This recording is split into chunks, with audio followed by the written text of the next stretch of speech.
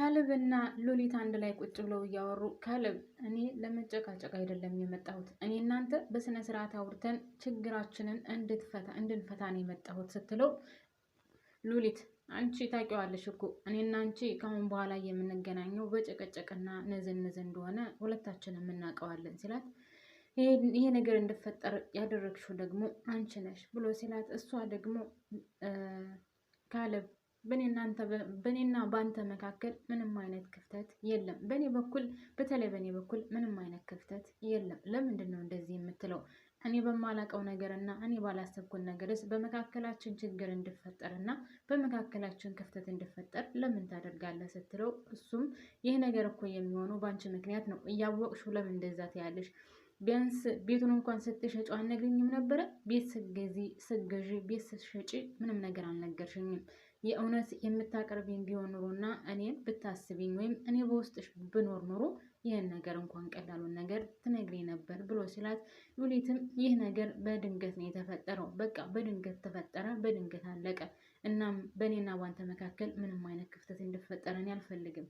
እኔ ችግራችንን ፈተን አንድ ላይ እንድንቀመጥ ነው የምፈልገው ትለዋለች። ሰላም ጤና ይስጥልኝ ውድና የተከበራችሁ የቻናሌ ቤተሰቦች በያላችሁበት ሰላማችሁ ብዝዝት ትረፍረፍ ይበልልኝ። እንኳን ደህና መጣችሁ።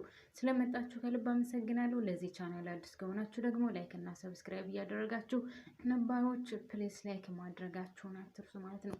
የእውነት አይጎዳችሁም። ላይክ ብታደርጉልኝ ምን ይጎዳችኋል? ለእናንተ ላይኳን ጫን ብትሯት ምንም ነገር አይጎዳችሁም፣ ለእኔ ግን ይጠቅመኛል። እናም ላይክ ማድረጋችሁን አትርሱ ማለት ነው። ለማንኛውም ሉሊትና ዳዊት አንድ ላይ ቁጭ ብለው ማለት ሉሊትና ካሌብ እንደዛ አንድ ላይ እየተጨቃጨቁ እያለ ተነስቶ ጥሏል ሊሄድ ሲል ካሌብ ምን እያደረክን ያለው? እባክህን ችግራችንን እኔ እናንተ ሁለታችን ተነጋግረን መፍታት አለብን ስትለው አይ ዳዊት እዛ ቤት እስካለ ድረስ የኔና አንቺ ችግር መቼውንም ሊፈታ አይችልም። እኔና አንቺ አንድ ላይ እንድንሆን ከፈለግሽ ወይም የኔና አንቺ የፍቅር ህይወት እንዲቀጥል ከፈለግሽ ዳዊትን ከዛ ቤት ማስወጣት አለብሽ ሲላት እሷ ደግሞ እንዴት ብዬ ነው ከዛ ቤት ማስወጣቸው? በዛ ላይ ስንት ዓመት የኖሩበትን ቤት ውጡ ማለት በጣም ከባድ ነው። እናም ደግሞ ምርጫቸው አድርገው እስከተቀመጡ ድረስ እኔ አሁን ውጡ ማለት በጣም ለኔ ይከብደኛል ስትለው እሱም እንደዛ ከሆነ የራስሽ ጉዳይ ብሎ ትቷት ይሄዳል ማለት ነው። ሉሊትን በጣም አዝና ብቻዋን ቁጭ ብላ ትክዝ ብላለች። በሌላ በኩል ኤልሳ ትንሽ ራሷን አሟተኝታ ስለነበረ እናም ልዕልት ከኤልሳ ጋር ትሄድና ማለት ኤልሳ ትንሽ እኔና አንቺ እንድናወራ እፈልጋለሁ ትላታለች። ኤልሳም ስለ ዳዊት ጉዳይ ልጨቀጭቀኝ ከሆነ እኔ ዛሬ ምንም ነገር ማውራት አልፈልግም፣ ራሴን አሞኛል ስትላት አይ እኔ ብዙ ነገር አላስጨንቅሽም፣ ነገር ግን አዎ ስለ ዳዊት ነው የምጠይቅሽ ትላትና እና ስለ ዳዊት እስከ ዛሬ ድረስ እያወቅሽው አይበቃሽም ስትላት አይ ዳዊት እኔ ስለ ዳዊት እኮ ብዙ ነገር አላውቅም፣ በዛ ላይ ደግሞ እኔ ምንም ነገር አልጠየቅኩሽም፣ ተራ ነገር ነው የጠየቅኩሽ ስትላት እናም ደግሞ ከዚህ በፊት ያወራነውን እንድንስማማበት ነው የመጣሁት ስላለቻት እሺ ብላ ስለ ዳዊት የስጋ ወንድሟ እንዳልሆነ በህፃንነቱ እናቷ አንስታ እንዳሳደገችው ትነግራታለች። እናም ለምን ጎዳና እንደወጣ ልዕልት ለኤልሳ ስትጠይቃት እሷ ምንም የምታውቀው ነገር እንደሌለ ነገር ግን ያው በእንጀራ እናቱ ሲሰቃይ እንደነበረ እና የእንጀራ እናቱ የነበራቸውን ገንዘብ ሁሉንም እንደወሰደችባቸው እሱም ጎዳና እንደወጣ ትነግራታለች። እና የእንጀራ እናቱን አንቺ ታውቂያታለሽ ብላ አሁንም ልዕልት ለኤልሳ ትጠይቃታለች። ኤልሳ እኔ በፍጹም የእንጀራ እናቱን አላቃትም፣ ነገር ግን ሁልጊዜም እኔ አላየሁም፣ ፎቶዋን ግን ይዞ ይዞራል ብላ ስትጠይቃት ያው እናቷ መሆኗን ስላወቀች እና እናቷ ስለሆነች ስለተረዳች በቃ እሺ ከልብ አመሰግናለሁ ብላት ልትወጣ ስትል እና በቃ ስለ ተባባልነው ነገር እንመካከራ ስትላት ስለምኑ ትላትና ትመልስላታለች። ኤልሳም እንዴ ስለተነጋገርነው ነዋ ስለ ዳዊትና ስለ ሉሊት ጉዳይ ስትላት አይ ስለሱ ሌላ ጊዜ በደንብ እናወራበታለን፣ አሁን ግን ራስሽን ትንሽ ስላመመሽ በቃ አንቺም ተኚ እረፊ ብላ ቻው ብላ ትወጣለች ማለት ነው፣ እሷ የምትፈልገውን ነገር ስላገኘች።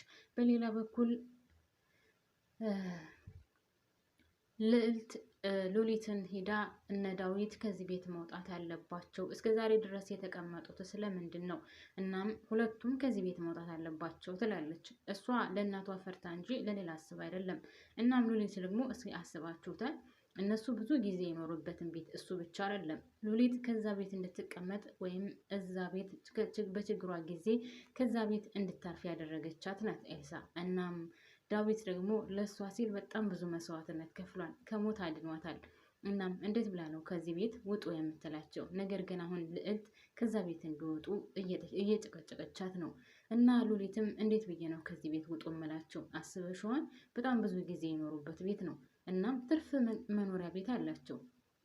ነገር ግን ትርፍ መኖሪያ ቤት እያላቸውም ቤታቸውን ብዙ ዓመት ስለኖሩበትና ብዙ ጊዜ ስላሳለፉበት ይህን ቤት መውጣት አልፈለጉም። እናም ደግሞ እኔ በፍጹም ውጡ ልላቸው አልችልም፣ በሚፈልጉ ሰዓት እነሱ መውጣት ይችላሉ ስትላት፣ እኔ ግን እንደዛ መስሎ አይታየኝም፣ እንዳስቡበት ነው የምፈልገው። ምክንያቱም እነሱ ሲለዩኝ የዳዊት ፍቅር ይቀንስልኛል ብዬ ስላሰብኩ ነው ስትላት፣ ሉሊትም ለልዕልት ቆይ ልዕልት የተፈጠረ ነገር አለ? አንቺ ግን ደህና ነሽ ስትላት፣ አዎ እኔ ደህና ነኝ፣ ነገር ግን እነሱ እንዳስቡበት አድርጊ ከዚህ ቤት እንዲወጡ ስትላት፣ ሉሊትም እሺ በቃ አስብበታለሁ ትላታለች።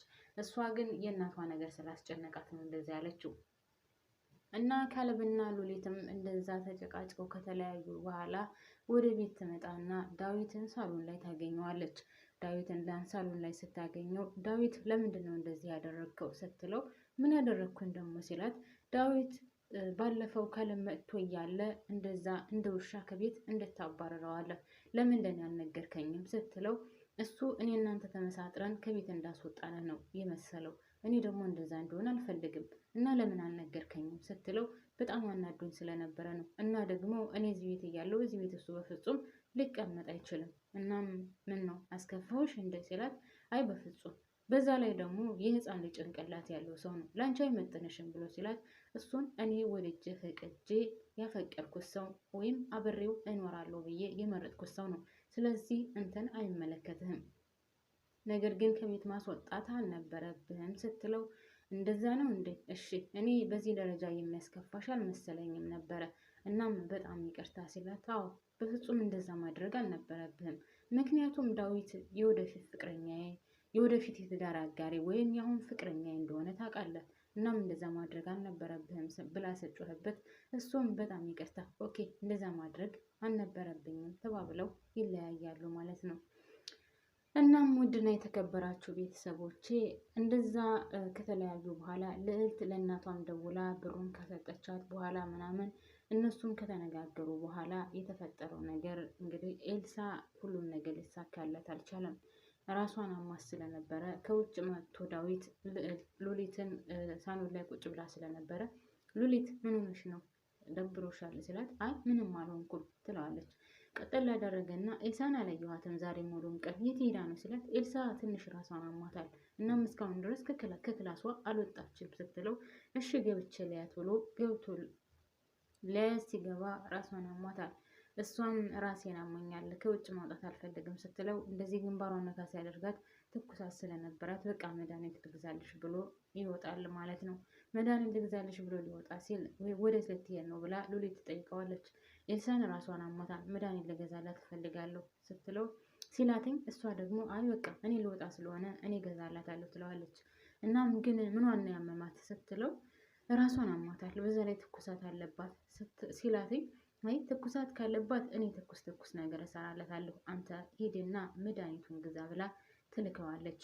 ወይዘሮ አልማዝ ደግሞ ራሷን ማለት ጨጓራዋን አሟት ስለነበረ ልዕልት ልጇ ምንድነው ስሙ ብር ስለሰጠቻት በዛ ብር የጨጓራ መድኃኒት ልገዛ ወደ መድኃኒት ቤት ትሄዳለች።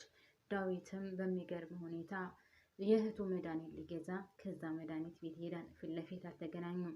ነገር ግን ከኋላዋ እየተከተላት ድራማው ያልቃል ማለት ነው። ውድና የተከበራችሁ ቤተሰቦቼ ወደፊት ምን ይፈጠር ይሆን? ያገኛታል አያገኛትም የሚለው እንግዲህ እርግጠኛ ነኝ በሚቀጥለው ፓርት ይገናኛሉ ወይም የልዕልትን እናት ወይዘሮ አልማዝን ያገኛታል ብዬ አስባለሁ ማለት ነው። እስካሁን ይህን ይመስላል ድራማው ማለት ነው። ውድና የተከበራችሁ ቤተሰቦቼ ለቻናል አዲስ የሆናችሁ ላይክ እና ሰብስክራይብ እያደረጋችሁ ቤተሰብ ሁኑ፣ ተቀላቀሉ።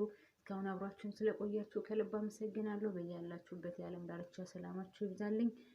ባይ ባይ። አመሰግናለሁ። ባባይ ቤተሰብ